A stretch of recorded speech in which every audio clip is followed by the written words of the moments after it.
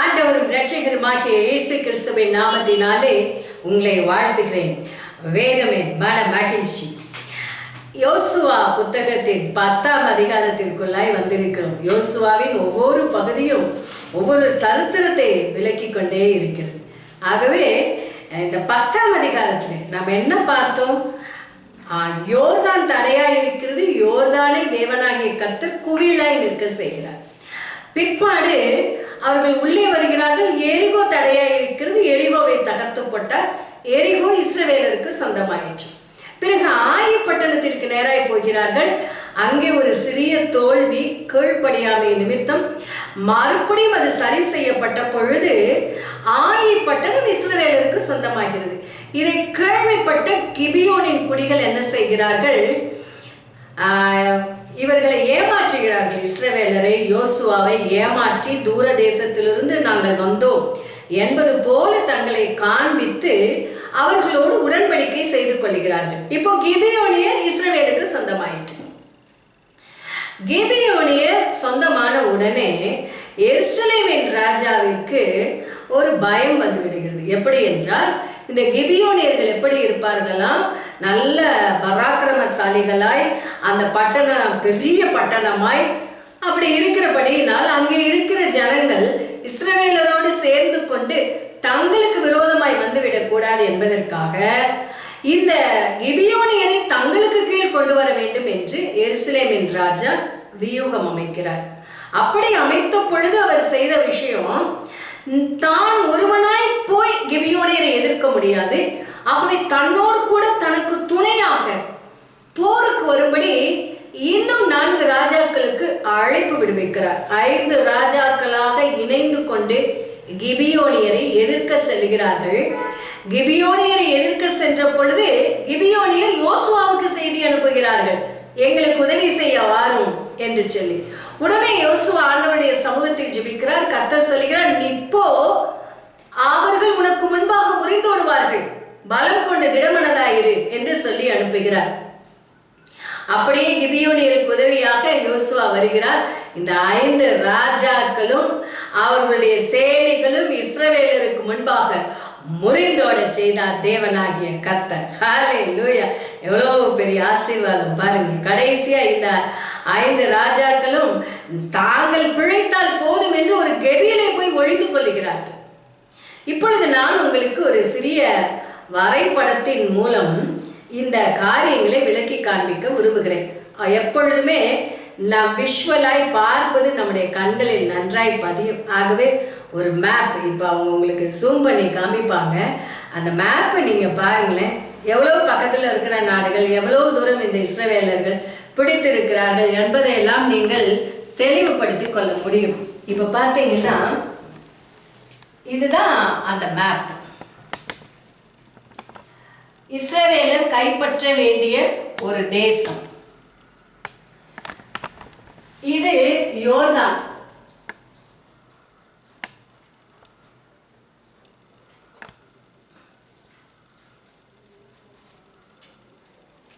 இதுதான் யோர்தான். இது யோர்தான். ஓகே, இந்த யோர்தான் இவர்களுக்கு தடையாய் நிற்கிறது. ஆகவே இந்த யோர்தான் தேவனாகிய கர்த்தர் யோர்தானை குவியலாய் நிற்க செய்கிறார். பிற்பாடு அவர்கள் எரிகோக்கு வருகிறார்கள். எரிகோ இங்கதான். எரிகோவை தேவன் தகர்க்கிறார். எரிகோவுக்கு பிற்பாடு ஆயி பட்டணம். ஆயி பட்டணம் எங்க இருக்கிறது? இந்த இருக்குது ஆயி பட்டணம். ஒவ்வொன்றாய் சுதந்திரத்துக் கொண்டே உள்ளே வருகிறார்கள். ஆயி பட்டணம் எங்கே?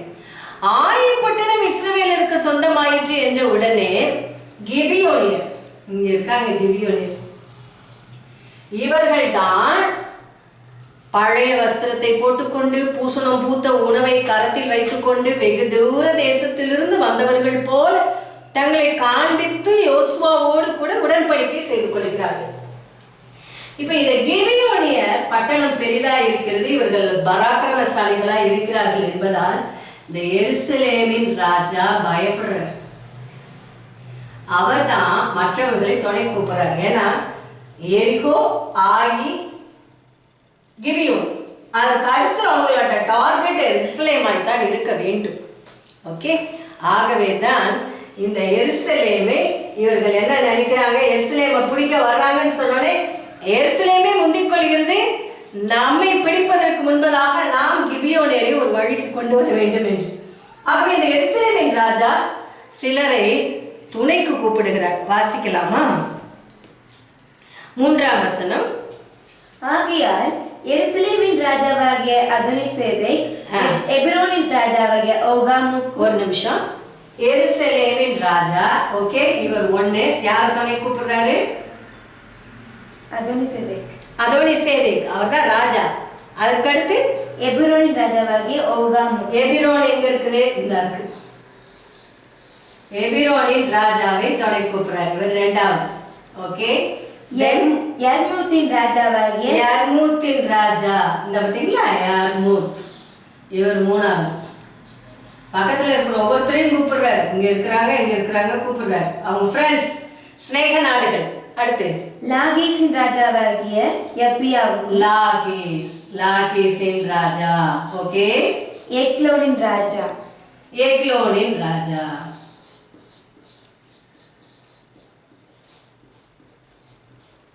பாத்தீங்களா? அடுத்த டார்கெட் இங்க எருசலேமுக்கு வரப்போகுது என்ற உடனே எருசலேமின் ராஜா, ஹெப்ரோனின் ராஜா, யர்மூத்தின் ராஜா, லாகீஸின் ராஜா, எக்லோனின் ராஜா, இந்த 5 பேரையும் துணைக்கு கூப்பிடுகிறார். இந்த 5 பேரும் போறாங்க. ஆனாலும் இஸ்ரவேலின் தேவனாகிய கர்த்தர் இஸ்ரவேலரோடு கூட இருந்தபடியினால் 5 ராஜாக்களின் சேனைகளும் முறிந்தோடுகிறார்கள். இந்த 5 ராஜாக்களும் தாங்கள் தப்பித்தால் போதும் என்று சொல்லி, இந்த பார்த்தீங்களா இங்கே ஒரு இருக்கு மெகிதா. இந்த மெகிதாவில ஒரு குகையிலே ஒளிந்து கொள்கிறார்கள். உங்களுக்கு புரிஞ்சிருச்சா? நான் மறுபடியும் காமிக்கிறேன். யோர்தான் அதை தேவன் குவியலாக்குகிறார். அது தடை கடந்தது. பிறகு எரிகோ தகர்க்கப்பட்டது. எரிகோ இஸ்ரவேலருக்கு சொந்தமாயிற்று. ஆயிப்பட்டணம் இஸ்ரவேலருக்கு சொந்தமாயிற்று. கிபியோனியர் தாங்களாகவே சரண்டர் ஆகி விட்டார்கள். அடுத்து பிடிக்க வரணும்னா இப்படிதான் கீழே வர வேண்டும், எருசலேமுக்கு வர வேண்டும். ஆனால் எருசலேம் தானாகவே முந்திக்கொண்டு இந்த ராஜாக்களை எல்லாம் துணைக்கு அழைத்துக் கொண்டு, அப்ப மொத்தம் 5 ராஜாக்கள். இந்த 5 பேருடைய பட்டணமும் எதிர்கொண்டு போனாலும் இஸ்ரவேலின் தேவன் இஸ்ரவேலருக்கு துணை நின்றதால் இந்த 5 இப்ப இஸ்ரவேலருக்கு சொந்தமாயிடுச்சு. பாத்தீங்களா? இப்ப எவ்வளவெல்லாம் நான் ரெட்ல லைன் போட்டு காமிச்சதெல்லாம் இஸ்ரவேலுக்கு சொந்தமாகி விட்டது. மீதமுள்ள பகுதிகளில் மீதமுள்ள ஜனங்கள் இருக்கிறார்கள். நாம் அவர்களை குறித்து பிறகு பார்க்கணும். இந்த 10ஆம் அதிகாரம் இதை குறித்து தான் நமக்கு சொல்லுகிறது. இப்ப பாருங்க, நான் அடுத்த வசனத்தை நான் வாசிக்கிறேன். 8ஆம் வசனம். கர்த்தர் யோசுவாவை நோக்கி, அவர்களுக்கு பயப்படாயாக, உன் கைகளில் அவர்களை ஒப்புக் கொடுத்தேன், அவர்களில் ஒருவரும் உனக்கு முன்பாக நிற்பதில்லை என்றார். பாத்தீங்களா? 5 பேர் நின்னாலும் டோன்ட் வரிப்பா, ஐ ஆம் வித் யூ, நான் உன்னோடு கூட இருக்கிறேன், அவர்களை உன் கையில் ஒப்பு கொடுத்தேன் என்று சொல்லுகிறார். சொல்லி முடித்து யுத்தம் ஆரம்பமாகி விடுகிறது. இப்போ ஒரு அதிசயமான காரியத்தை தேவனாகிய கர்த்தர் செய்கிறார். கர்த்தருடைய வார்த்தையின்படி யோசுவா சூரியனையும் சந்திரனையும் தரித்து நிற்க செய்கிறார். பாருங்களேன், 12ஆம் வசனம். கர்த்தர் எமோரியரை இஸ்ரவேல் புத்திரருக்கு முன்பாக ஒப்புக் கொடுக்கிற அந்நாளிலே யோசுவா கர்த்தரை நோக்கி பேசி, பின்பு இஸ்ரவேலின் கண்களுக்கு முன்பாக, சூரியனே நீ கிபியோன் மேலும் சந்திரனே நீ ஆயரோன் பள்ளத்தாக்கின் மேலும் தரித்து நில்லுங்கள் என்றார். 13ஆம் வசனம். அப்பொழுது ஜனங்கள் தங்கள் சத்துருக்களுக்கு நீதியை சரிகட்டும் மற்றும் சூரியன் தரித்தது, சந்திரனும் என்றது, இது யாசேரின் புஸ்தகத்தில் எழுதியிருக்கவில்லையா? அப்படியே சூரியன் அஸ்தமிக்க தேவரிக்காமல் ஏறக்குறைய ஒரு பகல் முழுவதும் நடுவானத்தில் நின்றது. பாத்தீங்களா? இங்கே யோசுவா சொல்றாரு, சூரியனே நில், சந்திரனே நில். எது வரைக்கும் நின்றதாம்? 13ஆம் வசனம் சொல்லுகிறது, சத்துருக்கள் முறிந்தோடும் வரைக்கும். சத்துருக்களுக்கு இஸ்ரவேலர் தங்கள் நீதியை சரிக்கட்டும் வரைக்கும். அதாவது இந்த எருசலேமின் ராஜாவோடு 4 ராஜாக்கள் இணைந்து மொத்தம் 5 ராஜாக்களாய் எதிர்த்து வந்தார்களே, அத்தனை சேனைக்கும் இவர்கள் சரிக்கட்டும் வரைக்கும் சூரியனும் சந்திரனும் அப்படியே நின்றுச்சு. அப்படின்னா என்ன அர்த்தம்? மத்தியானம் ஒரு 12 மணிக்கு சூரியனை நில் அப்படின்னு சொல்லியிருந்தாருன்னா யுத்தம் எல்லாம் ஓய்ந்து முடிகிற வரைக்கும் சூரியன் 12 மணியிலே இருந்துச்சு. 1 ஆகலை, 2 ஆகலை, 3 ஆகலை. ஏனென்றால் நில்லு அப்படின்னு சொல்லிட்டார். அது தன் பாதையில் ஓட ஆரம்பித்தால் தான் நேரம் கடந்து போக ஆரம்பிக்கும். எவ்வளவு பெரிய அதிசயம் பாருங்க. 14ஆம் வசனம் சொல்லுது, தேவன் ஒரு மனிதனுடைய சொல் கேட்டு அந்த நாளை போல வேற நாள் அதற்கு முன்னும் இல்லை பின்னும் இல்லை. ஒவ்வொரு தேவதாசனுக்கும் ஒரு அடைமொழி. மோசையை போல முகமுகமாய் தரிசித்தவர் யாரும் இல்லை. யோசுவாவின் சொல் கேட்டது போல ஆண்டவர் அதற்கு முன்னும் கேட்டதில்லை பின்னும் கேட்டதில்லை என்று சொல்லி. இப்போ 16ஆம் வசனம் வாசிங்க. அந்த 5 ராஜாக்களும் ஓடி போய் மக்கெதாவில் இருக்கிற ஒரு கெபியில் ஒளித்து கொண்டார்கள். பார்த்தீங்களா, நான் சொன்னேன்ல, மக்கெதாவில் இருக்கிற ஒரு குகையில ஒளித்து கொண்டார்கள். இந்த குகை கெபினா குகைதான். இந்த குகையில இவர்கள் ஒளித்து கொண்ட உடனே யோசுவா என்ன செய்யறார் தெரியுமா? நல்ல அந்த கெபியின் வாயில ஒரு கல்லை புரட்டி கெபியின் வாயிலை அடைத்து விடுங்கள், யாரும் தப்பித்து வெளியே ஓடிவிடக்கூடாது. அதே போல ஒரு கல்லை வைத்து அந்த கெபியின் வாயிலை அடைத்து விட்டார்கள். 5 ராஜாக்களும் உள்ளே இருக்கிறார்கள். எல்லாம் யுத்தம் எல்லாம் ஓய்ந்த பிற்பாடு யோசுவா சொல்லுகிறார், கெபியின் வாசலில் இருக்கிற கல்லை புரட்டி அந்த 5 ராஜாக்களை உயிரோடு பிடித்து வா என்று சொல்லுகிறார். அதை போல 5 ராஜாக்களும் பிடித்து கொண்டு வரப்பட்ட பொழுது பாருங்க 25ஆம் வசனம். அப்பொழுது யோசுவா அவர்களை நோக்கி, நீங்கள் பயப்படாமலும் கலங்காமலும் பலத்து திடமானதா இருங்கள். நீங்கள் யுத்தம் பண்ணும் உங்கள் சத்துருக்களுக்கு எல்லாம் கர்த்தர் இப்படியே செய்வார் என்றார். எப்படி செய்வார்? சத்துருக்களுக்கு இப்படியே செய்வார். எப்படி செஞ்சாரா? 24ஆம் வசனம். அவர்களை யோசுவாவிடத்திற்கு கொண்டு வந்த போது, யார?